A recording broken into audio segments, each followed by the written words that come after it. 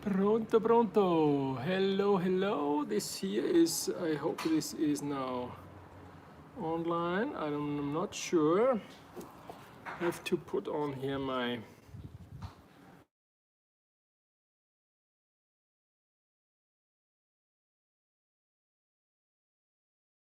Hello, hello.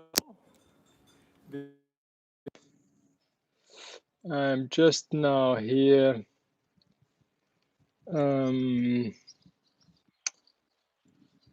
going online so that I can see the questions.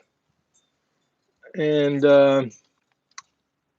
I hope you all had a nice Easter. That's why I have here the big typical Italian Easter egg. We have to put the camera a little bit more like this, right? So then you can see this one here better. What do you think? On the back side, you can see Elena inside preparing me the coffee. Okay. No, she's drinking the tea right now. Okay, thank you. So we're here now, always here on the terrace.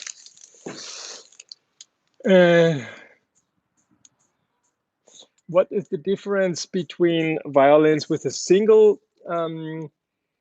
piece and a one-piece bag and a two-piece bag? It's a nice question because in the past, or especially the Germans who wanted to, sorry that I'm making here so much noise, but I just wanted to open this one because for Christmas it's not this good anymore, you know. So, and some people store these things for so long and then they have to throw them away. So I just decided, since we are here always on a diet, that I just open it up. And sorry for this big mess. And this is a real Easter egg out of black chocolate. I think I will just leave it like this. And then I just smash it here a moment. Oops. Oh, even the cat was now a little bit surprised. And I even got a nice present, which I give to my wife. It's a tea cane holder, very luxury. It looks a little bit like Bottega Veneta, but this one is probably was much more amore per te. Okay, sorry for this now here. So now we're getting here serious. Sorry, all this chocolate here and all this here. And then I can put it away. Okay, so it doesn't blow away. Usually I had here on the computer all the questions, and this time I don't have it. I don't know why this is now this. Let's see if we can have it in the best. Okay, dal vivo. Now I do it like this. Sorry, because it's too far away and I have difficulties to see what's going on here. This we don't want. And there are over 20 people already here online. So, okay, let's go to the first question. The difference between two-piece and one-piece bag. It's actually, if the joint of the two pieces is done well, there is acoustically, I would say, um, no, no difference. Okay, but at a certain point, the Germans who like to have things very well organized, they just started to do that. Master instruments had a one-piece bag, and other instruments had a jointed bag. And so I guess I didn't live at those times 100 years ago, but I think and I believe that this actually made it that now very common is that if you see a one-piece bag, you see, oh, this is a master instrument. And on the other side, especially now, lower grade instruments, in order that they can sell easier, then they start to make a one-piece bag, and then they believe it's easier to sell. I think that especially the Italians didn't take care that much. They just took whatever they could find and made a nice. Just for you. Thank you. And they just made a violin out of the wood they had. If there were good times, they had very nice woods, and during war times, you can see sometimes very nasty pieces of wood, and or not great looking, and they sound very well in the same way. So, or sometimes even not so fancy look wood sounds even better. I just had my lunch. It's a little bit, in this quarantine time, we wake up always later and later if there is no appointment. Today, Elena doesn't have school. So then I woke up early, read my things and all this, and then I was just thinking, have to speed up here. I hope this is what you wanted to hear. It's a personal taste, but certainly if there is no joint, the joint cannot open, right? So it's just one thing. So sometimes me myself, I use one piece tops, but people even don't recognize because it's so difficult to see the joint on the top. But um, what I love to use whatever I find. Okay. Ciao, Anna. Hmm. Terry, hello, hello. Good audio. Very good. This is my earpods, but now today this one is when I'm talking. It's making a strange voice. Apple Shop is not open, so I cannot send it back. It's a little bit disturbing. Uh, Paul Arnold, can you tell us how much the diameter of a sound post affects the sound? Uh, is a good question because I hear it so often that so many times people are taking out this kind of jolly when it comes to sound adjustment, and I do agree that the thickness changes something, but it is not how those people believe that if it's thicker, it sounds like this, and if it's thinner, it is like that. Or that they say if the wood has 10 grains on one sound post, it sounds like this, and if it has only 4 grains, it sounds like that. Um, how should I explain it? There is just some certain um, uh, it's like a chart of points which are important to obtain a certain quality. Okay, and on that chart, uh, the the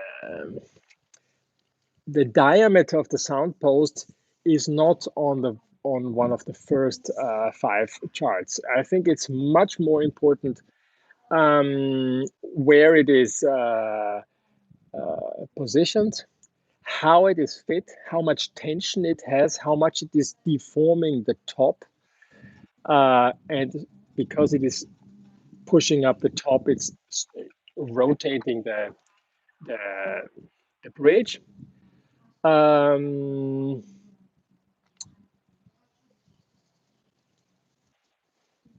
the position on the top, the position on the back, the way it is cut, and once you have all these things, then actually, then you can start to say, okay, now that we have, let's say, I love for a violin 5.8, some people like 6.2, whatever.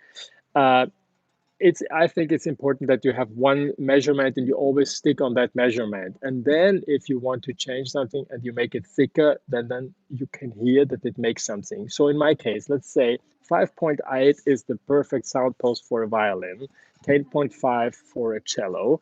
Now I have a big problem with a wolf tone.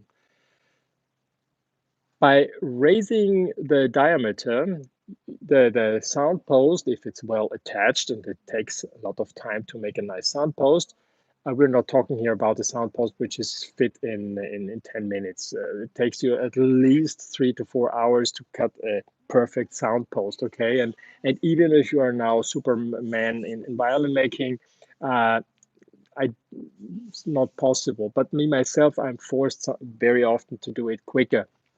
But still, if it's a case like this and I want to get out of it, then you have to make a perfectly fit sound post. In order to take away the the wolf tone, you make a bigger one, okay, a larger diameter. So from 5.8 to 6.2, which is 0.4 millimeters diameter more, and so there's more surface touching the top, and so the top has less surface to vibrate. You can influence already the sound post, the wolf tone, and so the diameter is definitely changing something, but it would be exaggerated if I would say all your sound problems are solved with a different sound post diameter. And I don't like those people who, without knowing how the sound post is fit, they just say you have to make a different diameter. Is something which on my chart of things when I'm doing something is very low beside is certainly everything influences somehow, but you have to be able to qualify for this uh, sound effect of the sound post. Okay. Per Fuller IRB, hello, hello, Kim, hey Edgar, Robert Hannett, hello Edgar. Were there any good cello designs from Schönbach, luby Regan? Um,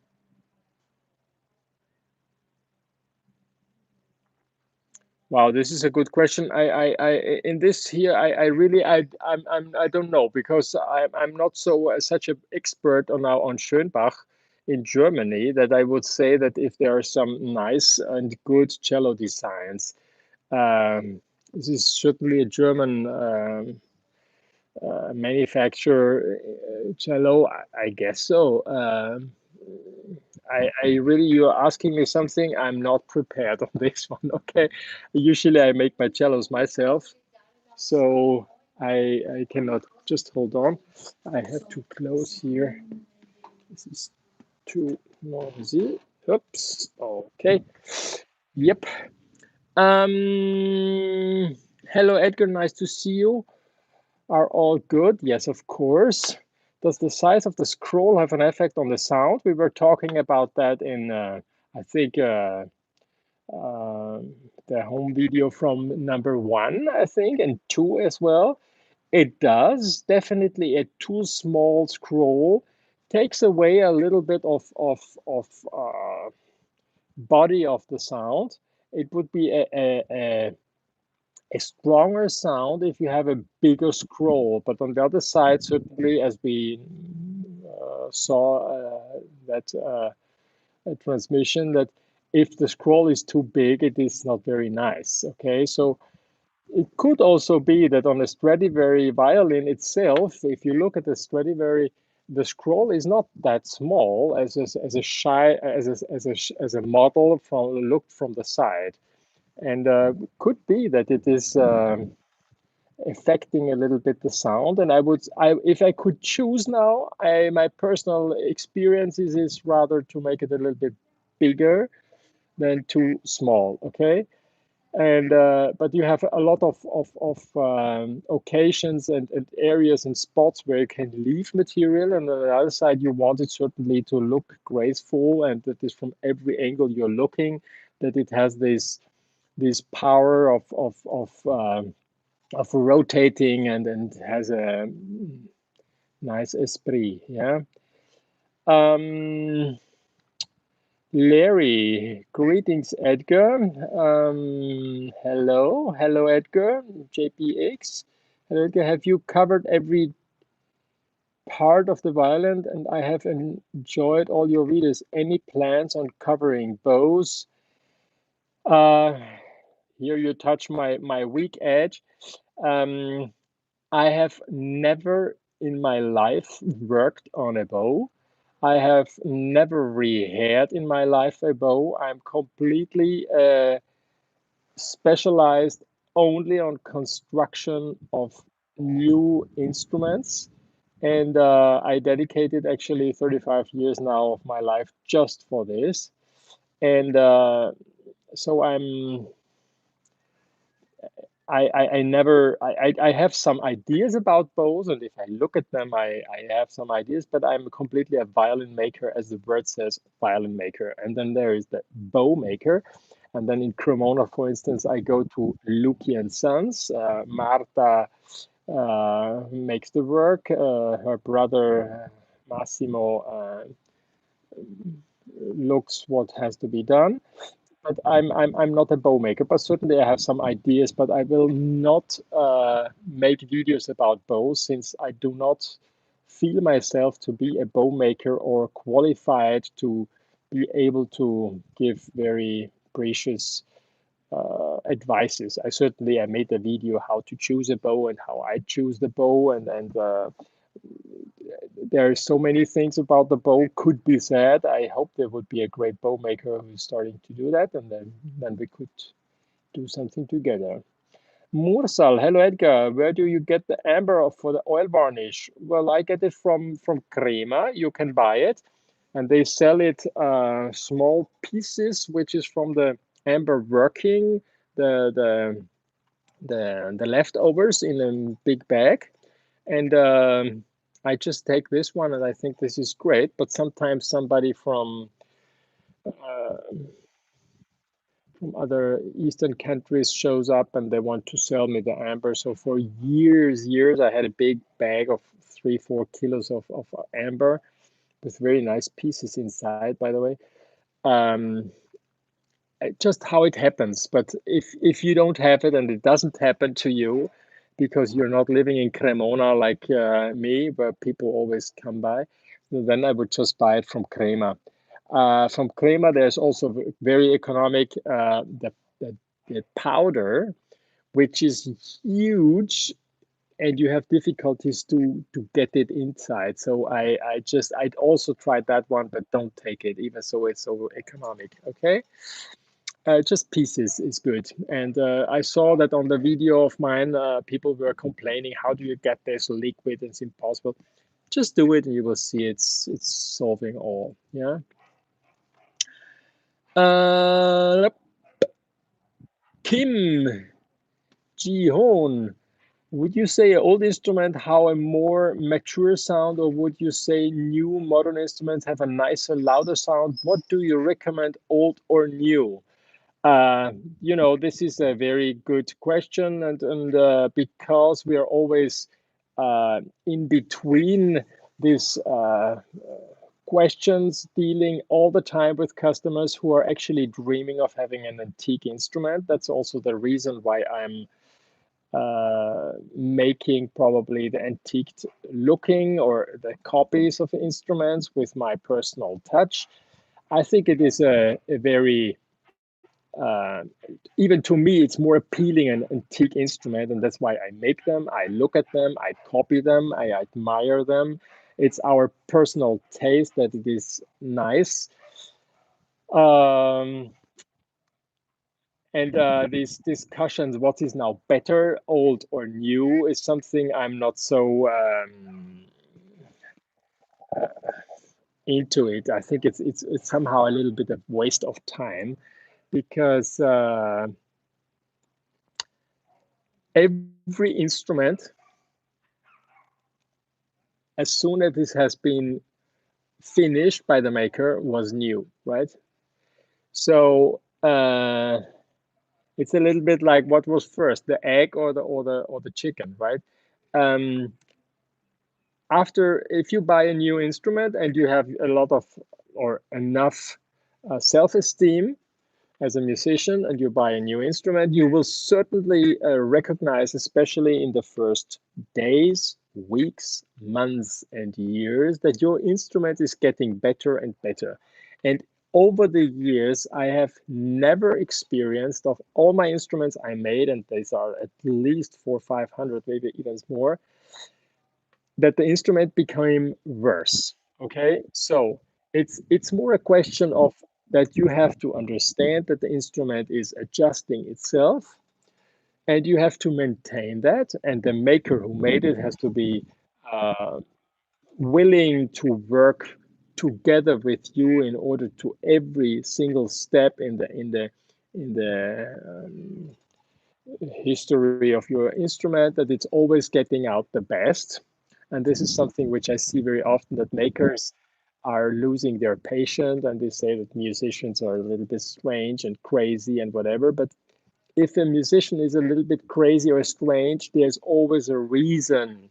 And the maker should have the patience, since he had already the patience to make the instrument, to understand and to figure out what's the problem, okay?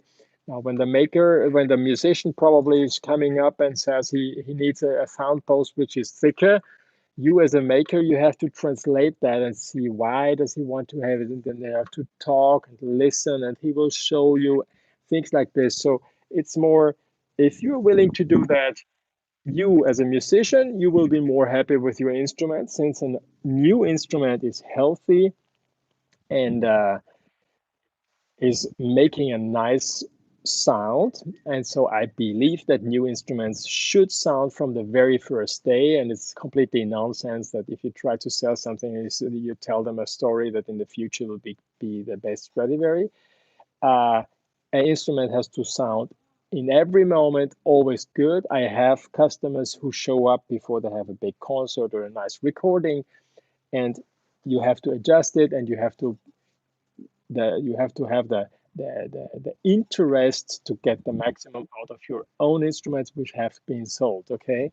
And in those occasions, you maker, you learn a lot of what you have done in the past, and out of those experience, you become a great maker.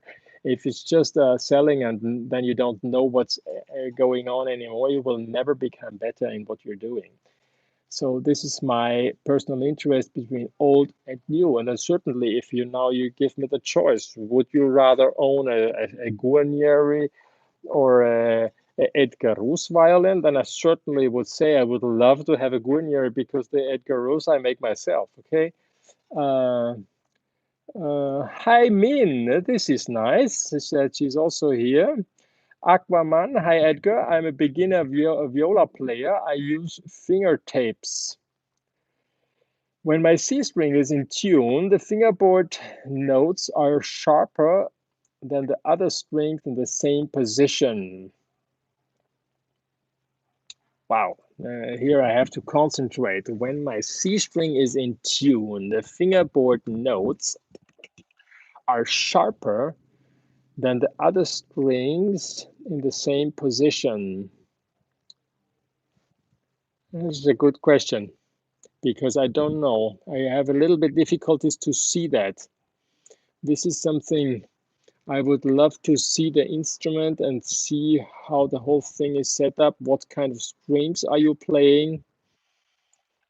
And then these finger tapes. I don't know what this is. Does it mean that you have some tape on your fingers? Then this I probably would take off, because I probably, if you have finger tapes on your fingers, I imagine that this is causing a little bit different sound, okay? I use finger tapes. I didn't even know that finger tapes exist. So I would probably take off these finger tapes, and if the same thing continues, then probably it's a different question. Mm.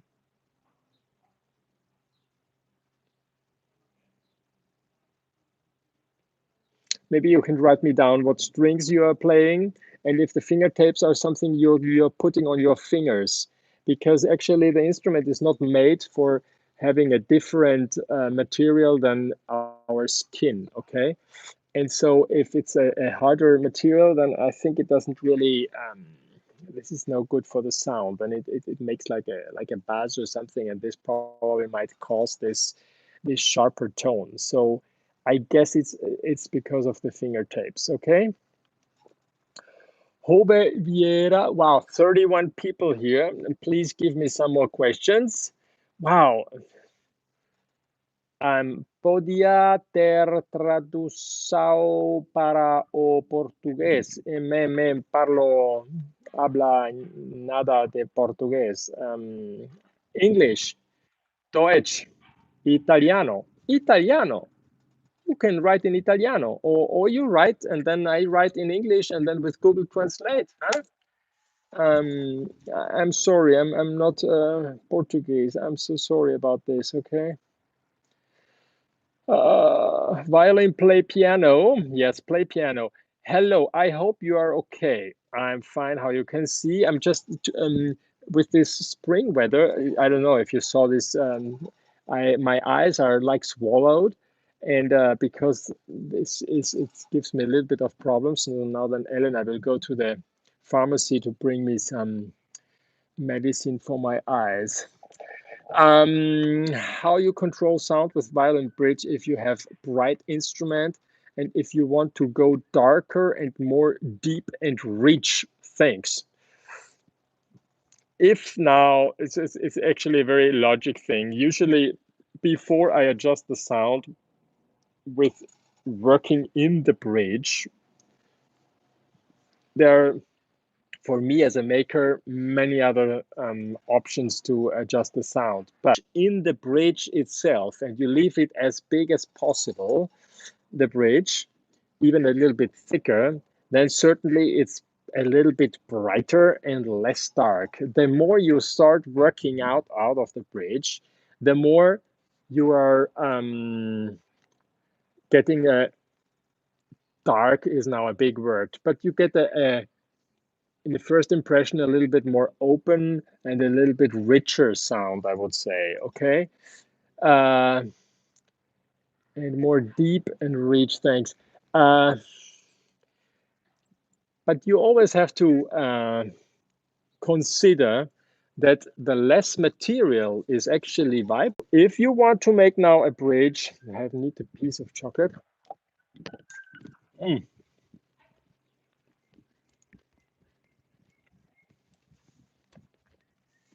Mm.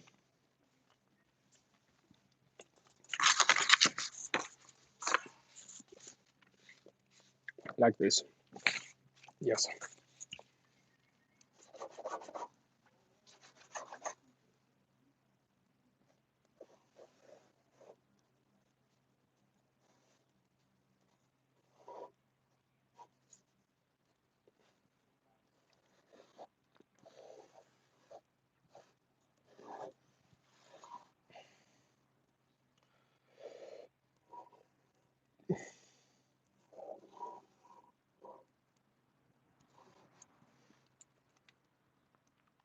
Oh, now this is a bridge here.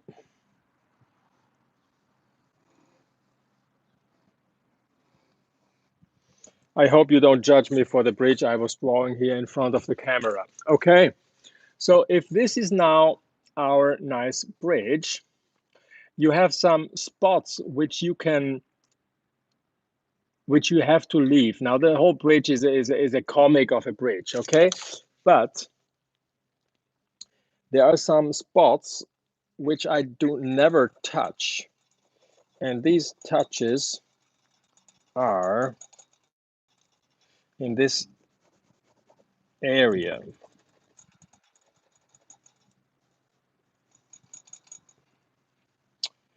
And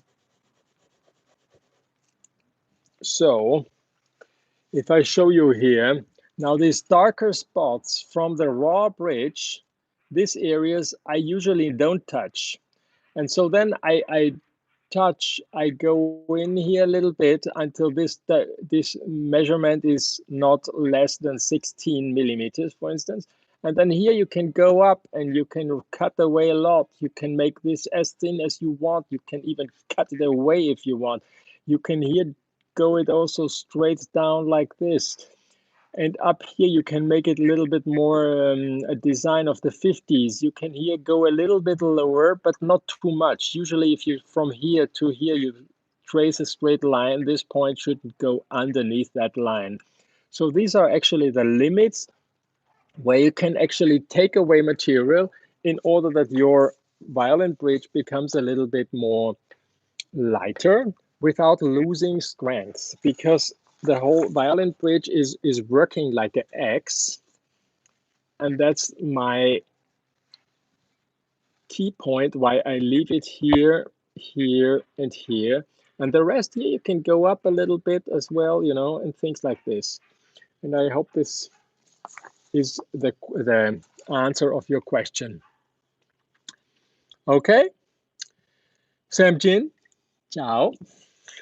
I go up here a little bit more again, like this. Yep. Need to drink a little bit of my coffee. Jane Com, you should create the octobass as your final instrument, like Jean-Baptiste Vuillaume. Wow, who knows? But I like the basses actually, so who knows? Probably we makers, we come to the octopus. Yes, could be, huh? Bazia, hello, back again. Hello again. Nice to see you, both radiant and healthy. Yes. Can violin varnish darken over time? Yes, of course. Just think of the Germans who were using a rosin varnish, and then it became, but over the years, it became black. Okay. So it's all a question uh, of time and ingredients. So this is actually the reason, or to be very nasty, the right answer would be everything will turn black, okay? Because under the sun, sooner or later, everything will burn over millions of years. But also the violin varnish and some varnishes within the lifetime of a human being, okay? So this is certainly correct, but recently, I haven't seen that this much, but sometimes it becomes darker. But for violin makers, usually the varnish becomes, from what they apply, it gets a little bit more lighter.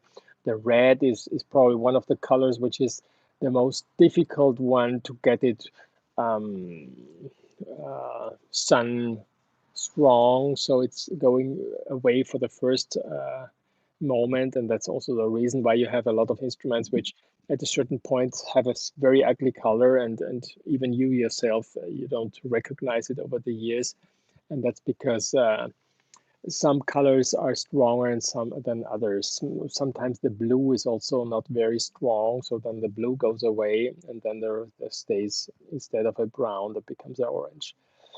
Yeah.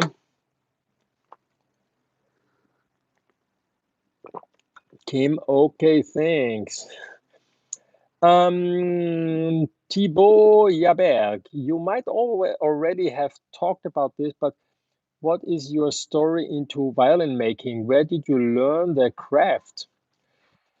Yes, I learned the craft in Cremona, but with 13 years ago already, I started to make my own classical guitar without any school, without anything. I just made it. I didn't think too much. I just saw the wood in a shop, in a small local shop in my small village. At that time, there were like 12,000 inhabitants. There was a music shop, and they had some pieces of wood.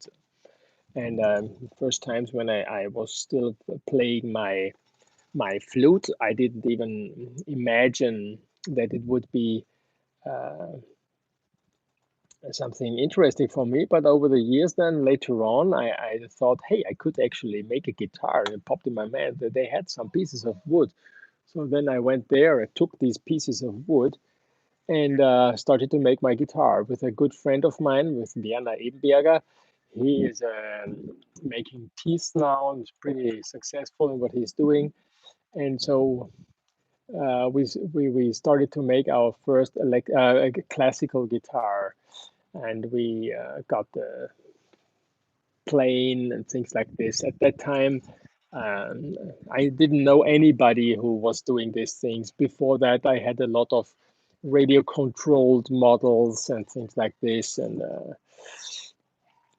this was actually my first step with 13, 14 years. And then I got to know some people who were making instruments like in Austria. He's now the boss of the Innung in Austria. At that time, he was talking very bad about the Innung in Austria. That was Nubiana.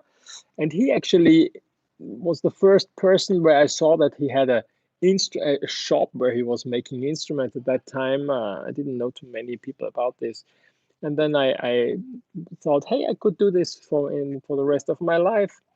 And then I was searching for schools, and then you'd only see there was no internet. You know, it was not so easy to get all this information like nowadays. You just take it in search and you have everything.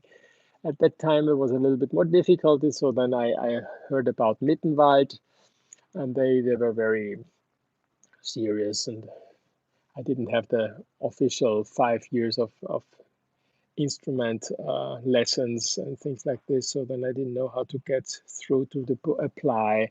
And then somehow it popped up that somebody knew somebody who was in Cremona, and then I went there. There was Wolfgang Buchinger at that time, and then he was very nice and hosted me and showed me the violin making school, and it was all very easy. And so then I started with the violin making school. With 17 years, I moved to Italy. Nowadays, nobody, was 17 years, you was still a child, you couldn't go to a foreign country.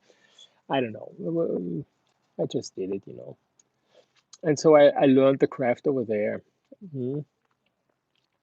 And yeah, so I just would say, just go for it. Don't think too much. With all the information you have on the internet, you actually, without going in any school, you could nowadays learn it already better than at my time when I went to Italy. It's there's so much information out there right now that it's depending if you need a nice school. In my whole career, nobody ever asked me for my diploma of my violin making school.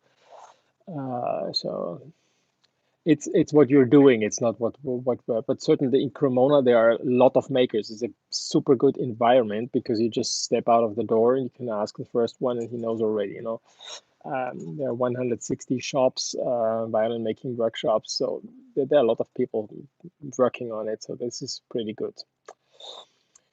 Chuck Zell, hello back again. Edgar, I'm so happy you are well. I'm also happy that you are happy and well here. Is there a general approach to consider with a violin which sounds considerably different under ear than far away?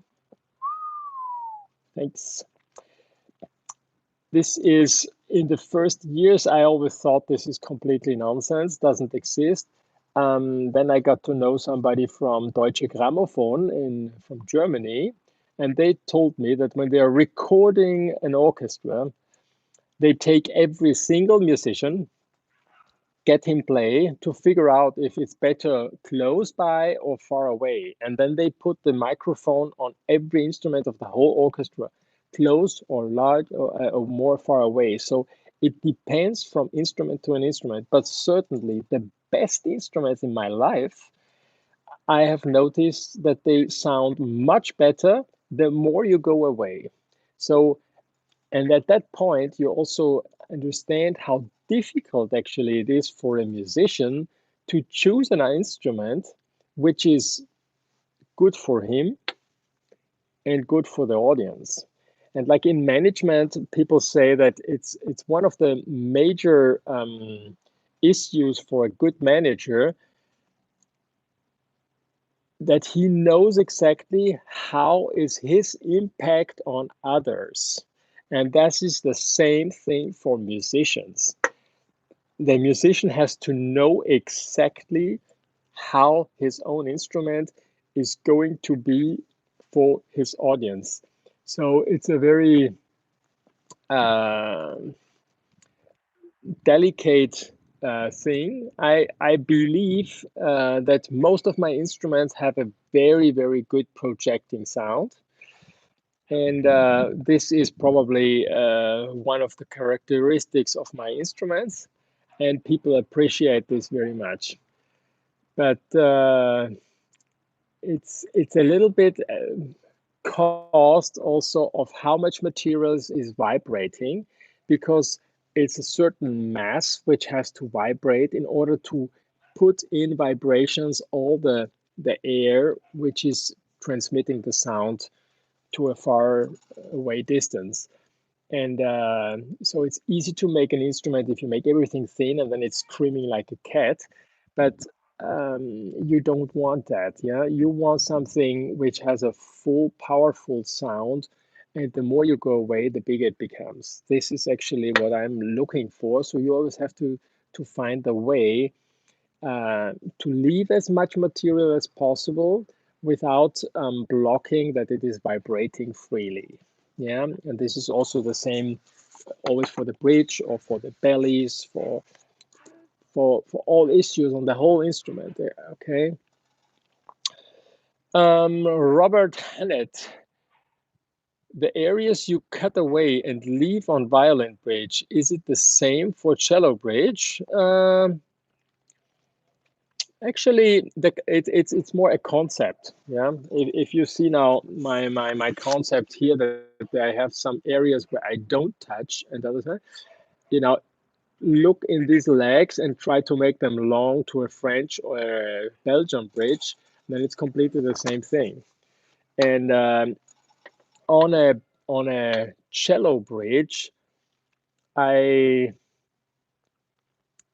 is a additional thing to consider, that it is actually very good to have the feet very long and all the western part smashed together in the last upper part. So uh, the concept is the same and it works. I leave it also very thick in these areas where it is here. Even the thickness of it, the thickness in these areas, I leave it just like the raw bridge. But on the other side, I'm planing it that you don't see it. So you see on the flanks very thin, but in reality, there in these areas, I just leave it the maximum thickness. Lorenzo Radele is an aficionado. Ciao Lorenzo, he was one of my apprentice in my workshop, and he runs a small violin shop, a workshop in the northern part of Milan. Ciao amore, vai alla farmacia. Ciao. Ciao. Ci vediamo dopo. Mi piace la tua borsa. Big heart. Big art for the big life. Very good. Ciao ciao, a dopo. Tom Chan. Hi Edgar, how are you? As I observe, more and more luthier from China making high quality cello in lower price. I think this is good. So even beginners can have a very good instrument already. Do you know what aspect your cello will be better compared to theirs? Well, once again, do you know what aspect your cello will be better compared to theirs? Um, the question is not very easy to understand, but probably you want to know the differences between mine and their instruments.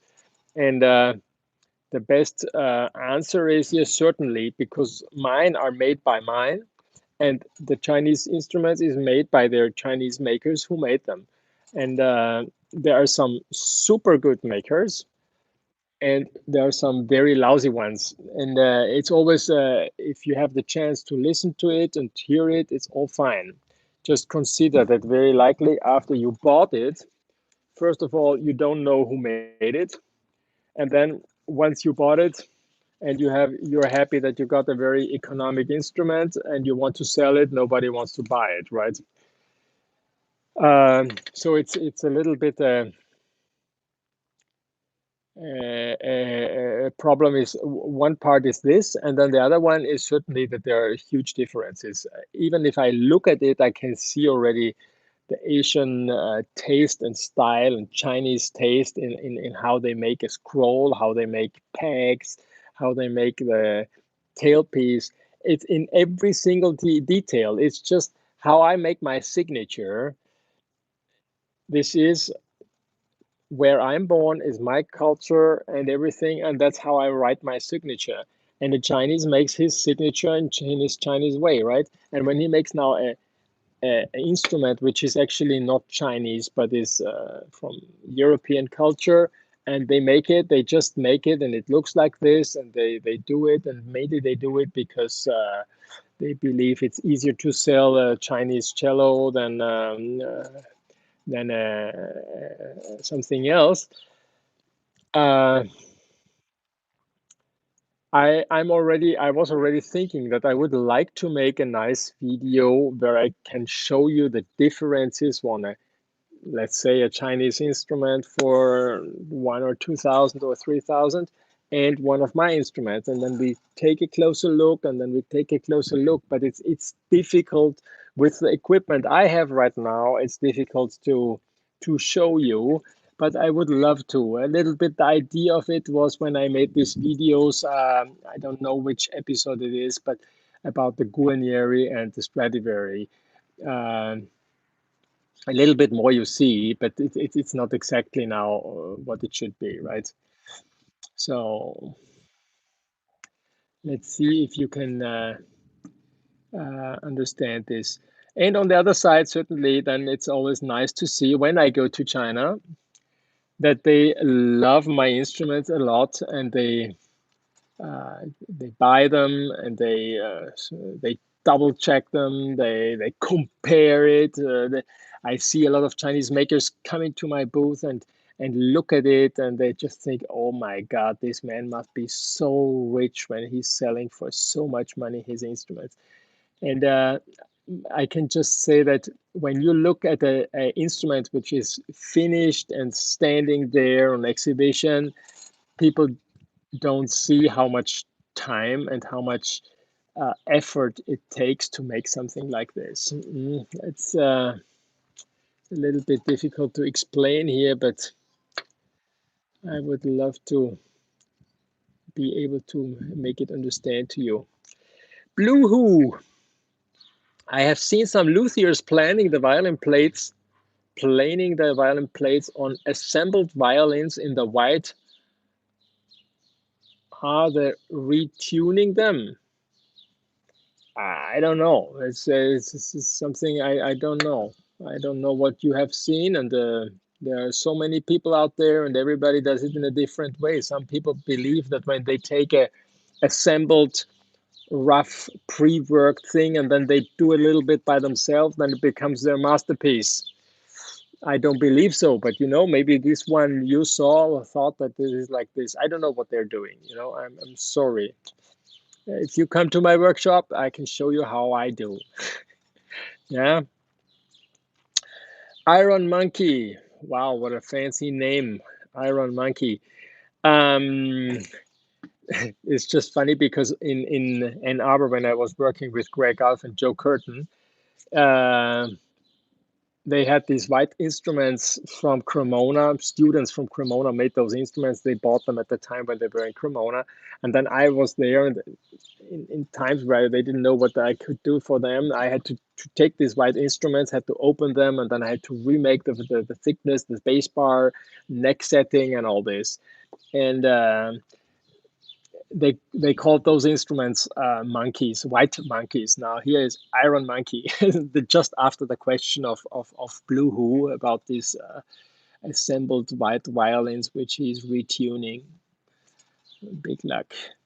Hello, Edgar. Will you be continuing series with the amber varnish? It seems straightforward enough, but would like to know more to apply it. Yes, of course, but I'm now 45 kilometers away from where my varnish is right now. And we are closed in this quarantine, so I just do these question and answer videos here just to uh, keep this whole community alive, give you something. Maybe you have more luck and you have your working bench, or you're playing your instruments and you're facing some problems. And so I just thought I'd just give you question and answers for people who have some questions, and I can just continue this every Monday. Yesterday was Easter Monday, so I make it today. Next week it's again on Monday. And then I thought on Thursday, I will make also a video in the afternoon just for musicians when they're now at home facing some problems that they all find what Edgar is telling, but they have difficulties to tune, or they have the fine tuner like this or whatever, you know. And then I can somehow give them some advice. And I just thought I will make some movies where there's live streaming transmissions on my YouTube channel in 2 days, the first time, just for musicians to help them out, because I think it's must be tough if they're home with their instrument and then they're facing some problems, and this would be nice. So we will certainly make some videos about varnishing. Okay. 35 people here. Wow. And sometimes I have to look here. It's incredible. And time is passing. 51 minutes. Incredible. Thibaut Jaberg. Interesting. Thanks. I made my first classical guitar when I was 14. Ha! You see. I am now thinking of applying for the violin making school in Brienz here in Switzerland. It's a very nice violin making school. I think this is a good step, and then who knows? Later on, you will go to Cremona or do something there. You know, I think this is a good. Brienz is a very nice environment, I think. But interesting what you are saying, that you don't necessarily need a school to learn, but a school is always a good starting point. You know, so I would Brienz is something serious, and they also made now another school in Austria in Hallein, which is also very nice, and they have this violin making section, and I think this is a nice thing. You should go for it. Carlos, hi, have you ever heard of a 120 Milano violin? I have never heard about it. Okay, I don't know what it is. Sorry. I would be interested, and now that I read, I will search for it, but I've never heard about it. Studio G Conceptions. Hello, Edgar. What pigments or methods do you use to tint, oil, and spirit varnish? Do you use any artist's paints between coats or in the varnish? Thank you from Colorado. Well, actually, you name it already all. Now, when it comes to this whole thing with pigments and varnish and color and things like this, I just thought that I could do a video here without anything in my hands. And I thought I will make it, and then Anna will cut it, and then I put it online. So I don't want to go in now too much into these details, but actually everything you are naming, I'm doing. Maybe I don't put the pigments and these things between the coats, but I know some people do it. But I do these artists' paints. I take them and I also squeeze them into my oil varnish, and then I now, not for every instrument, but let's say I make a copy of a Domenico Montagnana, which is a very intense red and is going slightly to purple. Then I use this varnish, and it's not so transparent. I know that everybody is searching for super transparency. I don't like it when it's too transparent. I like that the transparency over the years is coming back. But in the very beginning, I don't mind if it's not so transparent. And so I like these artist paints, which you have already in tubes from Winsor Newton and Maimeri and whatever. I use pigments as well. It's a little complicated sometimes. I made my pigments as well, alizarin pigments myself, just to know how it's done. But then I prefer that, like I'm a maker and I don't make bows, so I prefer that who makes pigments makes me the pigments, right? But it's always interesting to know how it's made. So I made my pigments myself. I use the pigments as well. I use also yellow color from like we call them the Geva, but probably they're not from Geva. They're from Hamale or something.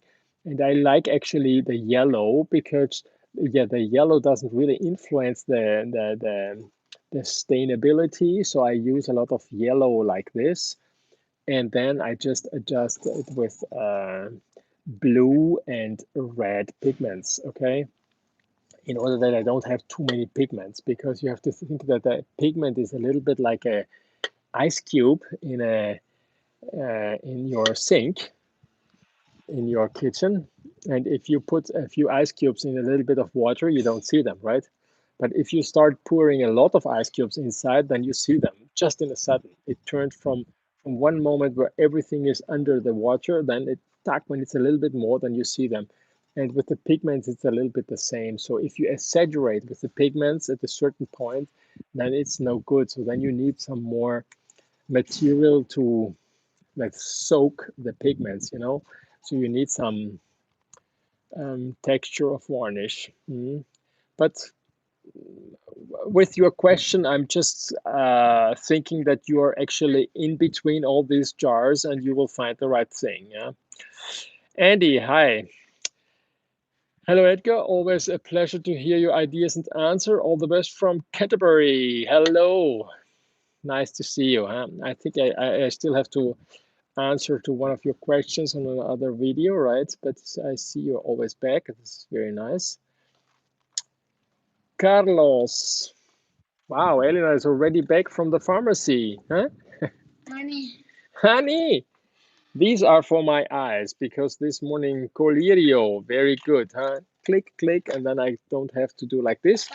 And this is for this, rivista con film, wow. Very good, thank you. Huh? Wow, adesso finisco e poi dopo lo metto. 36 people have seen me here kissing my wife. Okay. How do I know when is a good time to service? Take it to maintenance, my violin. This is actually a good question, but every time you have something where you just think, it doesn't sound the same way as before, every time you are not secure if it is perfect. And then I would just say, yeah, every time you have a little bit, if you dropped it a little bit, it's maybe better too early than too late, right? So this is probably the best question. If the better you are informed about how the instrument should be, the less you have to go to a violin maker, but you have to be instructed and you have to know everything about the instrument. So probably the fact that you are now here listening to my channel, it gives you already the ability to be aware of how it should be, and so you can avoid more times to run to the maker. But as soon as you're not sure about what's up, it's probably good to have some good advice. You can always send me, if you're a musician here and listening and you don't know, send me some picture on WhatsApp, or by email. On WhatsApp, you will find me. Come on. I think it's Edgar E. Russ, and then you find me and you can send me the pictures and I give you advice. Don't charge you $200 for it, so it's all fine. Celopera. Hello, Edgar. Do you prefer Dampits or case humidifiers, like Stretto? I think they're all actually the same, you know. It's just keep an eye on it and don't exaggerate, okay?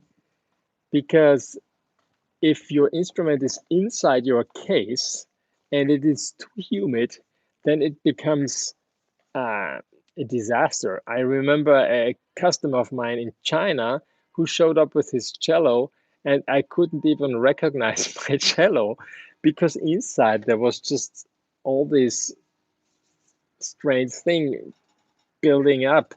Uh, just a little. Don't exaggerate. On the other side, there are some areas around the world where it's so dry that you have to do a lot. So I trust that you know better. I think just that these case humidifiers are probably a little bit more practical, and the Dampit is working also good, but it's always this with this snake which is inside, and then you're actually risking to destroy your f-hole, and by pulling it out that it's breaking or something. So if you use it and you are aware of what you're doing and you don't too fast and everything, it's all fine. Okay, it's just a little bit more delicate, and you have to be um, conscious and aware of that you could damage your instrument with it. But one or another, it's making the same thing. Okay, so I think it is okay. Violin, play piano. Thanks for your answers. Strad violin model, good for light hand. But when you press harder with bow, sound can collapse in fortissimo on bass strings. Any solution for that with sound post and bridge setup? Yes, so you're probably a good player and you know how to play. So then you have just to go with the sound post towards the F hole, just a little bit. I would say 0.5 millimeter. And this would probably help you to have a, a little bit more less easy responding sound, but which is not breaking away that easy, okay? If this is not enough, you can also, because now I'm here giving advice, I hope none of my colleagues is here, but if you now, let's say, very fancy, you're now in quarantine, you cannot go to a maker and you want to resolve that problem, then you just move the bridge a little bit towards the E string and then pull out also the sound post, which would be just something dramatic. And I would never give this advice to somebody of my customers because I know where the bridge is standing and I know that the bridge is standing in the right position. But in your case, it could be that your bridge went a little bit towards the bass side, towards the side towards the G string, okay? So maybe you could push it a little bit towards the E string and then push out a little bit more the sound post. And then it should stop having this effect that it's collapsing if you play very strong on the G string. Bluehoo, thank you for your answer to the questions. You're welcome. Funny faces. Looks like me when I'm laughing, huh? Okay, Lorenzo canceled his message. Hope it's coming back soon. Here we are, 63 minutes, 35 people are watching here. Jesse Smith, hi Edgar, I love your videos. I have an issue with my cello. It is very difficult to get clean, clear beginning to open strings. To get clean, clear beginning to open strings. Have tried different strings and adjustments, but haven't helped. It's so what I believe, Jesse Smith, is that it's very likely your upper nut, your saddle, could be. Huh? I don't know how you can get it adjusted, but if you look at the last video where somebody had a problem that the string was, I think, breaking on the upper nut or something, and then I showed with a piece of paper, like sandpaper, and then you can go in and you could try to look at the upper nut and look first the video about the upper nut, how it should be, how the strings should go. And if this is more or less your situation of your upper nut, or if your upper nut is a little bit too flat, and so that it is going already too straight in the very last area, and then the vibrating string, and so then it's a little bit somehow not so clear touching the upper nut. And then you have to sandpaper a little bit on the other side in order to be sure that at the very end edge, it's touching very well. Uh, Let me know if this works. You can always send me also a picture of your upper nut and by mail or on WhatsApp, whatever. But it could be because it's difficult clean and clear, and if it's not clean and not clear, that it on the bridge, something like this doesn't happen. So it must be on the upper nuts. Okay, let me know. Write me something, Jesse Smith. Okay. Lorenzo, I'm studying a new method for washing linseed oil and coloring the resin with rosinates. Oh, this is interesting. I'm taking advantage from the lockdown and always learning more from your live YouTube videos. Lorenzo, even me, I'm always learning, it's everybody's learning from each of us, it's like two computers are connecting with a USB, as soon as you start talking with somebody, you're learning already, it's so easy. This is nice. Yeah, it's very nice. I did also a lot of these things of coloring the resin. Uh, the problem is that when you're heating it up, all these ingredients to darken the resin is burning away. So the only thing is that it's getting more dark, more brown, right? But then you always need some red to color it. But it's good. And the washing the oil is actually something some people want to see how I do it, but actually they just have to start doing it and they become experts. But Great, Lorenzo. Washing the linseed oil means that you have at least a linseed oil at home. Sam Jin, hey Edgar, congrats on 8,000 subscribers. You saw that as well. Me too. I saw it. It's all a lot of effort from my daughters. They're not here now, but my two daughters are helping me a lot. And always Nina is the one. Daddy, you have to. Daddy, you should. Daddy, you have to do like this. You have to like, cheer up and do this and do that, huh? Uh, have you ever made a Testore cello copy? The Testore cello, not yet, but I would love to. It would be something, Testore violin, yes, cello copy, not yet. Actually, I don't even know where to get a nice image from Testore cello, but this would be actually a nice idea, huh? Since there will be now a few months coming on where it's tough time, so I should actually also throw myself into a cello Testore cello story, right? Jim Bell, good day to you, Edgar. Hi, Jim. Martin, hi, Edgar. Want to make amber varnish according to your recipe? You can choose between powdered and cut. Cut, as I said. You need the cut amber. Which one of the two? Don't take the powder. It works also, the powder, but it takes so much time. If you put now, let's say, 50 grams of powder, it's all full. Then you have to wait that this powder is solved, and then you put the next powder in, and the next, and the next, and the next. And then at the very end, unless you have it all liquid with the pieces, you're already halfway through, So I would just, it's too much effort with this powder. I used it. It's not so, it costs less, but take the cut amber pieces. I don't know, it's pieces, real echt, ein Stückchen echt, something like this. Okay.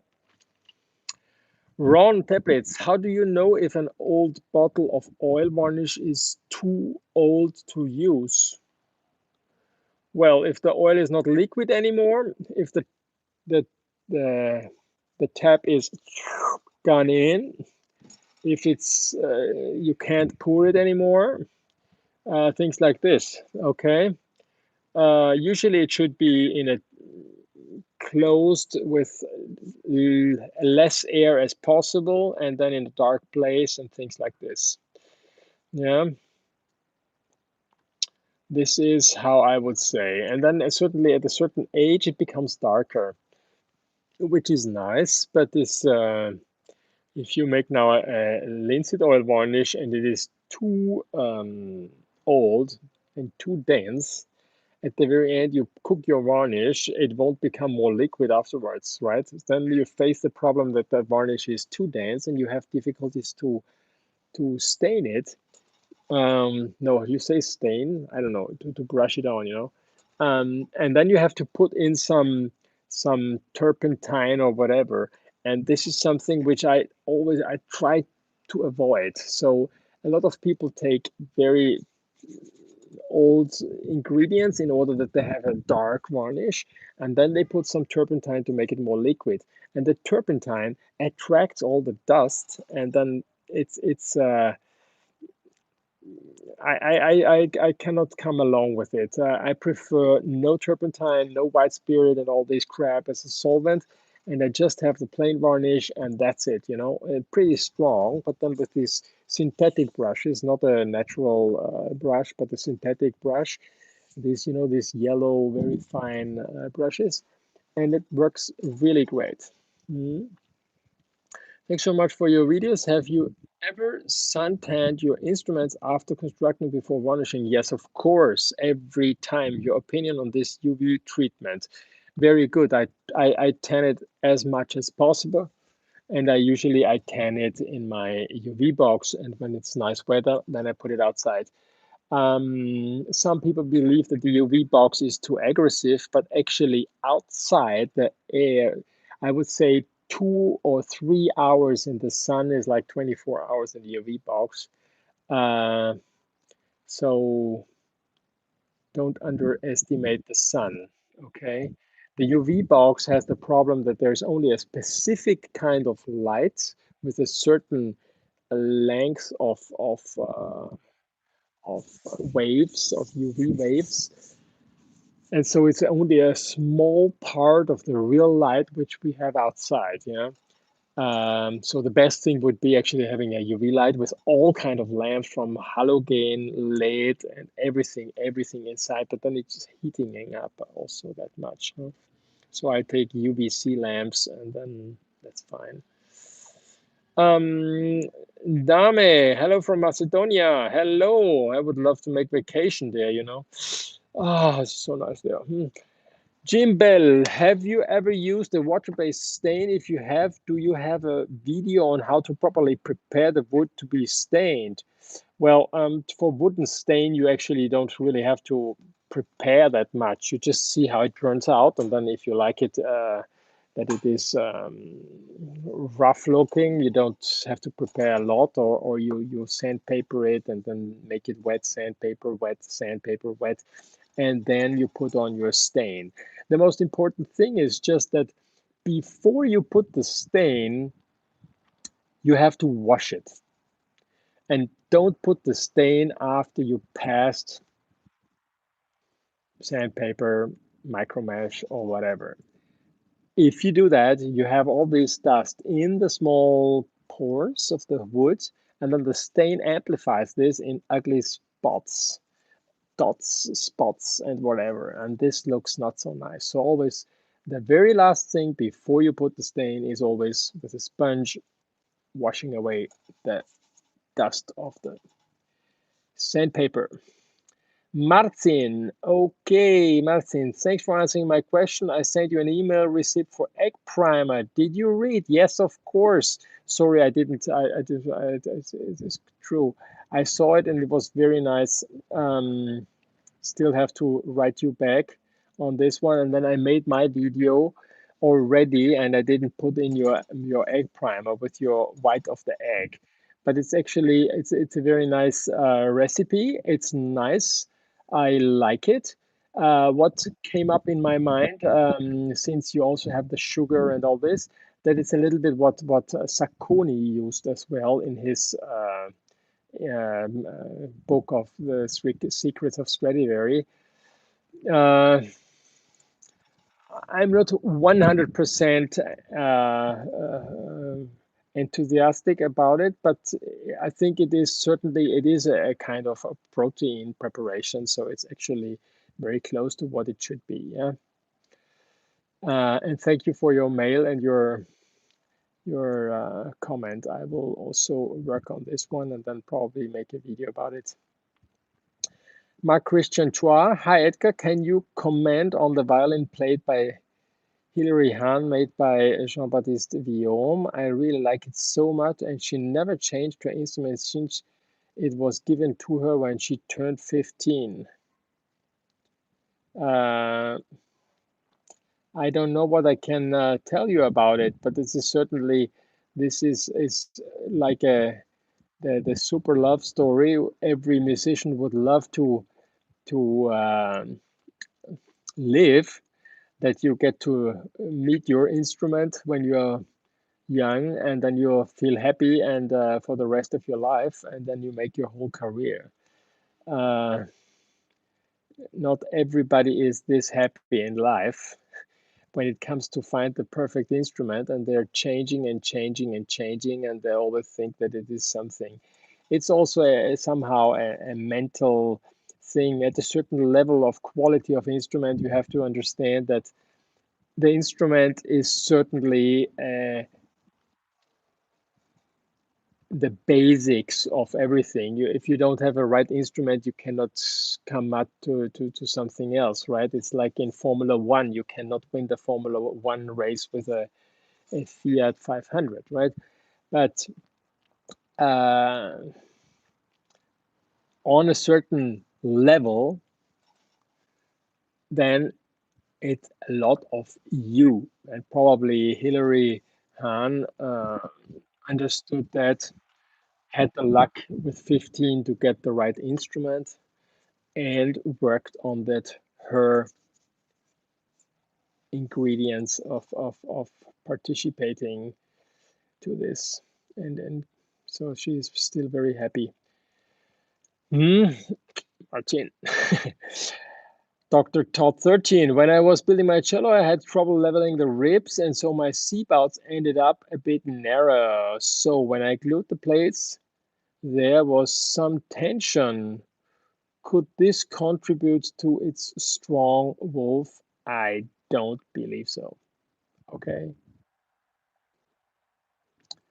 The wolf is something about the model, the arching, and the thickness. And so it's about the thicknesses, and just in order to avoid this, under the F hole, there is an area where you have to make it a little bit more heavy now. So you can just take a small piece of, I don't say now chewing gum, but let's say plastiline or something, and on the lower end of the top, you touch a little bit while somebody is playing this wolf tone. You understand where it is vibrating so much, and then you just put a little bit of plastin in this area, and you will see that it goes away. And then, or you try with other wolf tone killers, as we were going through already in the past, and you can do it away. You can also make the sound post a little bit thicker in order to change the frequency of the top and elaborate a little bit, but it will not go away completely with a different sound post. But a little bit here, a little bit there, changing a little bit the distance from the tailpiece towards the bridge, just move a little bit, already helps. And at the very end, you get it away. And you who knows about the sound post, about the wolf, you will always hear it, and it will always be annoyed by it. Then you have to double check if somebody is not hearing it, and then you will see. And then there's some musicians who are only searching for the wolf tone, and others who don't mind at all. And then it depends on how your instrument is tuned, if it's on 442, 43, 44, or 440 or 438. And so it's a little bit playing with all this. Sometimes if the instrument is completely finished, very fresh, it's strong, and over the years then it goes away. Or it is like I have a cello now from a customer of mine, where it is so strong that you cannot play a single note on the whole cello, and you have to certainly glue in a sound wolf tone killer inside. Sam Jin, hey Edgar, what do you think about 19th century French cello makers? You know, I'm living in Italy, I'm born in Austria, and I don't know too much about French cello makers. I'm very sorry. I hope you don't see that I'm getting red now here, but I don't have too much experience about it. French and Italian instruments are somehow a little bit, and I'm sorry, I don't know anything about it. Dr. Todd 13, I have a Krenz. Krenz I saw at the last NAMM show. They were just in front of me. And you have a Krenz cello.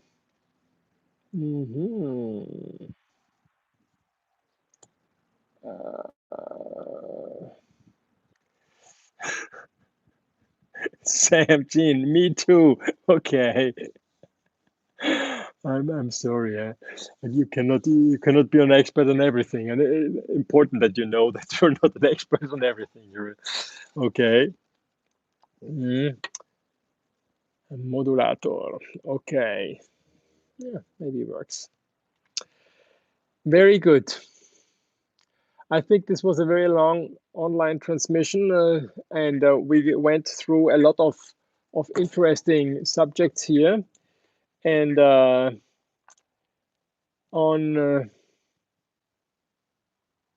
Thursday, I want to make this for musicians if they face a problem, like let's say for tuning. And so I hope there will be a lot of people coming with tuning issues, and I will only answer about the tuning. Yeah, maybe I make only half an hour or something, yeah, because I'm risking that people will not answer any question. Otherwise, I just explain how you can solve some tuning problems without having any instrument here. But I will do my best to do so. But I still will have my chocolate to eat, and this I think is a good thing. So I hope you enjoyed it today, even here with me, directly from home. I would say we see us next Monday. Okay. Have fun and make the best out of it. Okay. And stay home. Bye bye. Bye bye. And how do I take it off? Like this. Fine.